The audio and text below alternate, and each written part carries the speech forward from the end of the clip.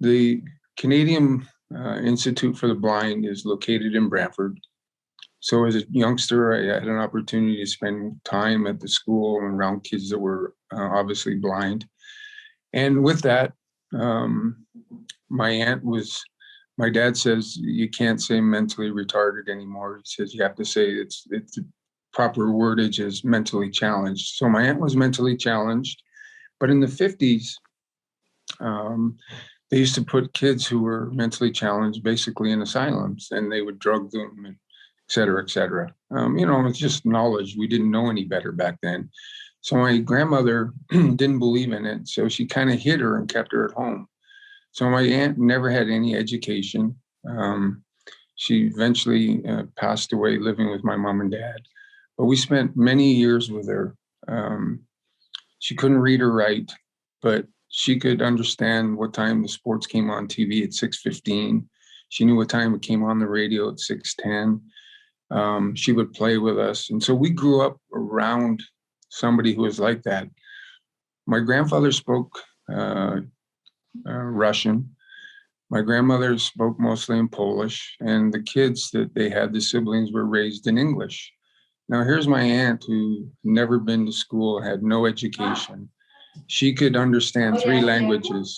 We would talk to her in English, the kids. My dad would speak to her in Ukrainian, my grandmother Ukrainian, and my grandfather would speak to her in Russian, and she understood all three languages. And I used to sit there and think, wow, if you don't believe in the good Lord, something's wrong with you, because this young lady has no education. So I grew up around that environment. So when I got to meet Joey was working at a bottle depot, and he was making 50 cents an hour, working 8 hours a day and getting on a bus at 7 a.m. and getting home at 5:30 at night.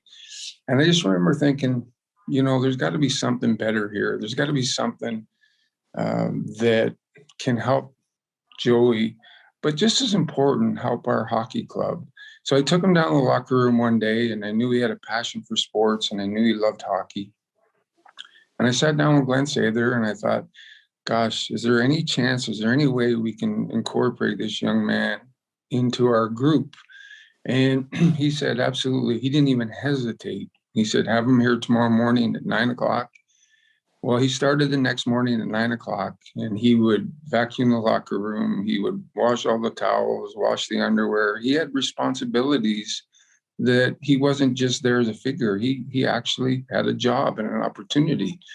And we used to always sit around and tease about it, Mark and I, and Paul. And we would laugh that, Joey's going to be here years and years after we're all gone. Well, that's exactly what happened. Joey was there forever. And I think what Joey brought to the province of Alberta and to the country of Canada wasn't so much for the kids who were mentally challenged.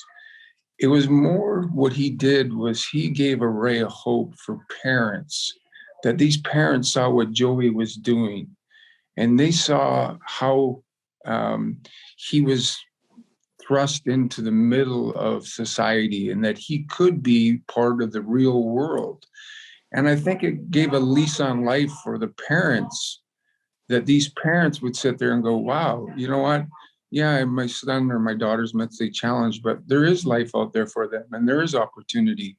And that's what Joey Moss brought to the country and to the province of Alberta.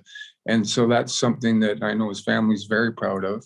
He used to live with me days on days, and he used to stay with me, and he'd watch every hockey game, and just, he was a great companion. Not only did I think I helped him and the Oilers helped him, but he helped us tremendously. He made us see life in even a different light, and that was so important to all of us.